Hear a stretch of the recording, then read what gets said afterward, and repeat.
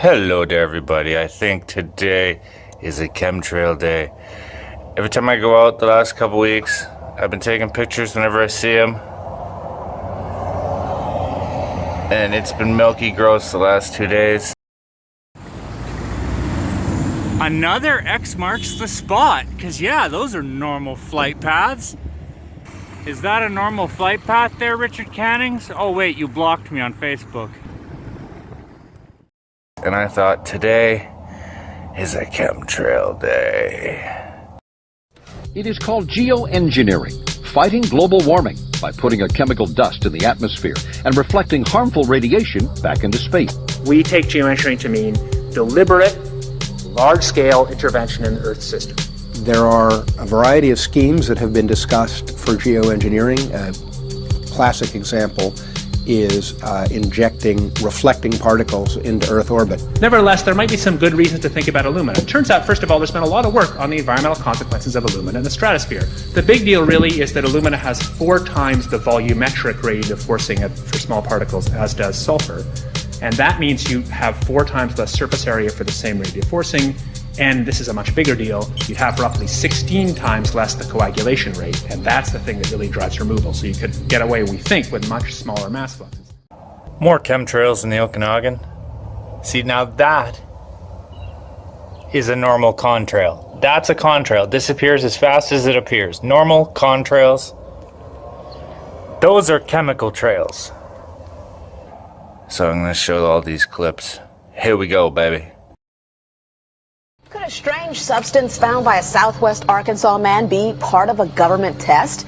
Well, that's the question at the heart of a phenomenon called chemtrails, now getting widespread attention. Well, they say the government is dumping chemicals on us to control or manipulate the weather. And they say the unusual-looking jet trails in the sky are actually chemical-laden chemtrails. People say the government is up there in airplanes spraying all kinds of chemicals to change or manipulate the weather, leaving what you see there, and they call that a chemtrail. So when I look up there and I think are contrails, you're telling me are chemtrails? Yes, that a contrail would be dissipated by now. And it's interesting, Dale and Christina, this is of interest not just in this country, but European countries and frankly all over the world. A lot of folks interested. Oh, look at this greasy little bastard trying to ruin my sky. Well, not my sky, but you know what I mean. You get it. I hate chemtrails. Now, is that just a commercial plane flying people? It's spraying. They lie to you. They tell you, if they give you any answer at all, that they're from or for to combat global warming. This is a lie because they created global warming on purpose to be able to blame humanity and hit us with the super carbon tax that's coming. It's all part of the plan. It's all part of the plan. This one's dissipating pretty fast. Maybe he turned it off or it's malfunctioning. There's a gap in between, but I pray protection. When I found out that the American Association for the Advancement of Science was going to be held down here and the main body of topics would be on geoengineering, I had to come. I had to be in on this. I had to hear what these top climate change scientists had to say. And that's the other question about chemtrails and whether geoengineering is being deployed right now without our knowledge. I don't have any personal insight into that, other than to say that I've worked in government at pretty high levels in the White House and at state government. I'm personally skeptical of that, but obviously you never know what you don't know. Chemtrails. On the internet, they are cited as proof of the government creating clouds to combat global warming.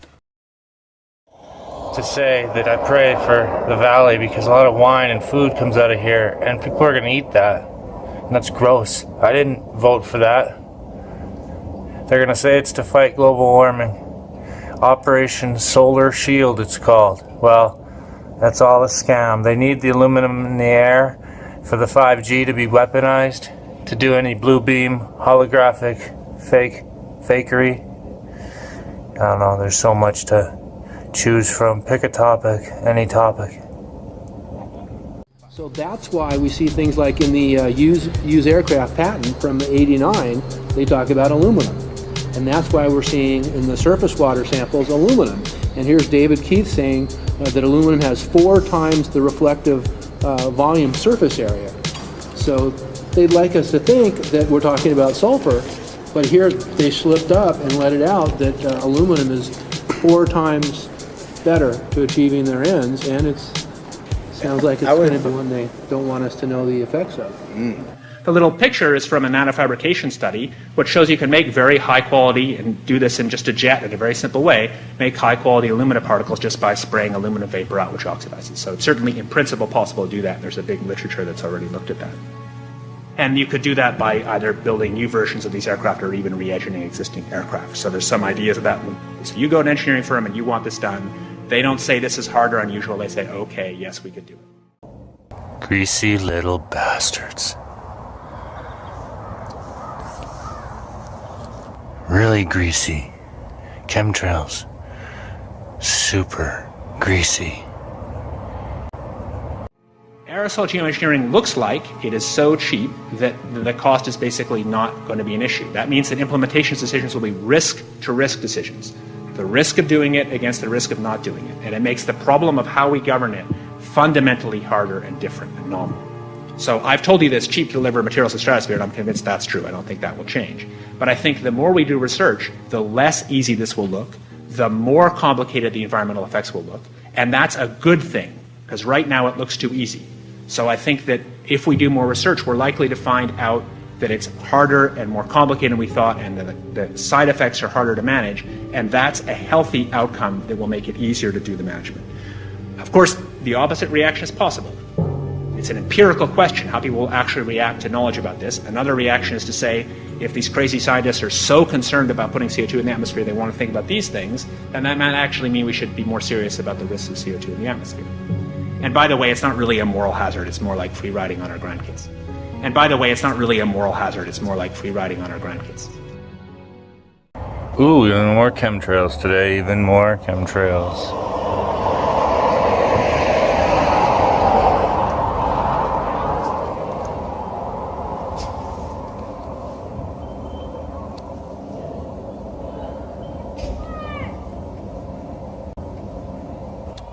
I guess X marks the spot. Filthy chemtrails.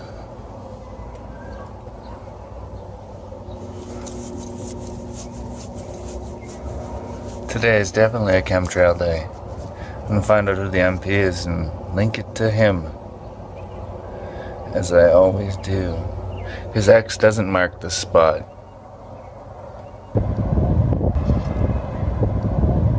More chemtrails? But I don't think they're going to defeat this brilliant blue sky today. Well, maybe. I don't know. If they keep hammering and hammering us, I got to find out who the new MP is. I think Richard Cannings is done. Either that or he blocked me on Facebook because I couldn't link his name on Facebook. I ran into him on the park once and asked him a question or two, and maybe he blocked me. I don't know. If he's a Freemason, the municipality is run by Freemasons, maybe bring suit against them for actually physically poisoning us. Bring signatures, a farmer who would attest to soil samples with pH levels of aluminum, barium, and strontium.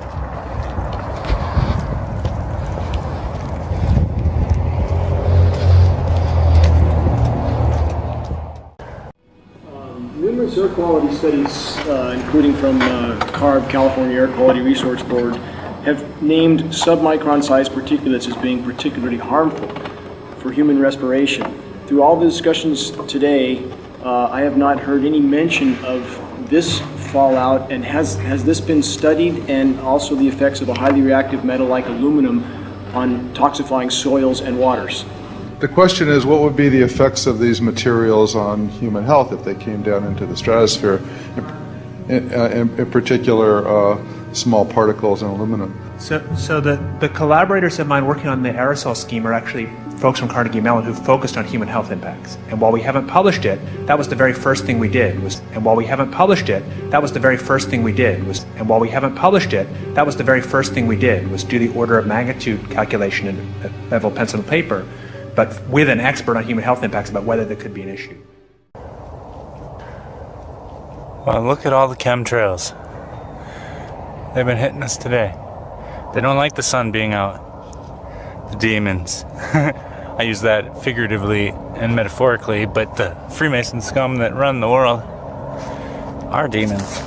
Controlled by demons, controlled by demons. So what do you think they're spraying out of those planes? You think that's vitamins? It's not vitamins. That's chemtrails.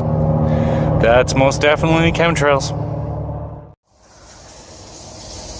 Look at the chemtrails. Oh, spraying their eugenic poison all over us. Nom noms. I suggest everybody Google a movie called What in the World Are They Spraying? And if you're one of these chemtrail denying humps, you should know there's proof that this eugenics poison is not good for you. Anybody with a brain can Google what heavy metal poisoning does to people. There's aluminum and barium and strontium and God knows what else in these chemtrails.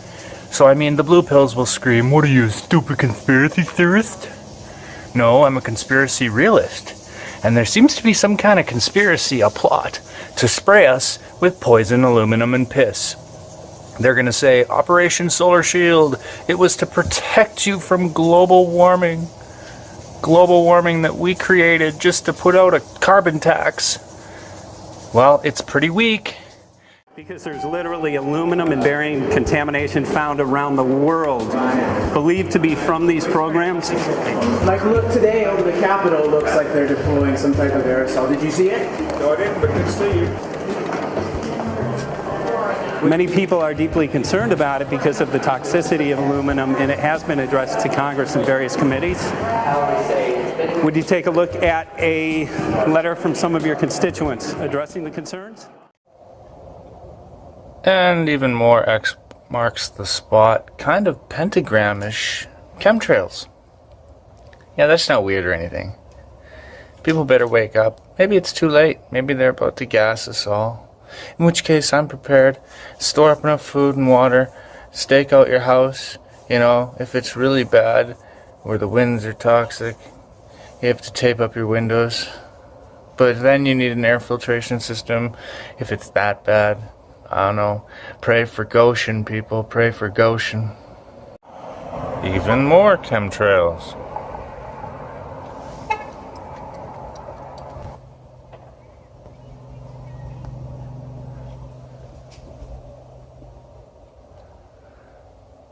Yeah, the only way to fight it is to write our MPs or make videos like I do and link them on Facebook.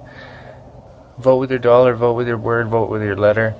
Don't necessarily need to vote for people because they're mostly Freemasons or sellouts, but you can vote with your outcry and with your word. That's what the world needs. People always ask me, what do you want to do? What are we going to do? All this information. You want to talk about conspiracy theories? Blah, blah, blah. Well, non-violently, a billion-man march. That's about the only advice I can give you. Jesus, find Jesus, because there's truth in the Word. Start with Dr. Chuck Missler and the Torah codes.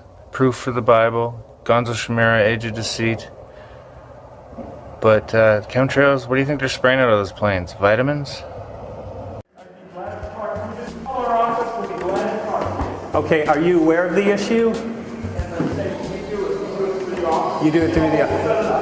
Are you in support of those proposals? What is your take? I don't know anything about it. You're not. I have to get more information. I've got a chair here. Okay, we'll give you a letter on that. Yeah, this is a letter from constituents. Okay, great. Excellent. And many people believe that these programs have already been deployed because mass contamination has been found. Geo Engineering programs, stratospheric.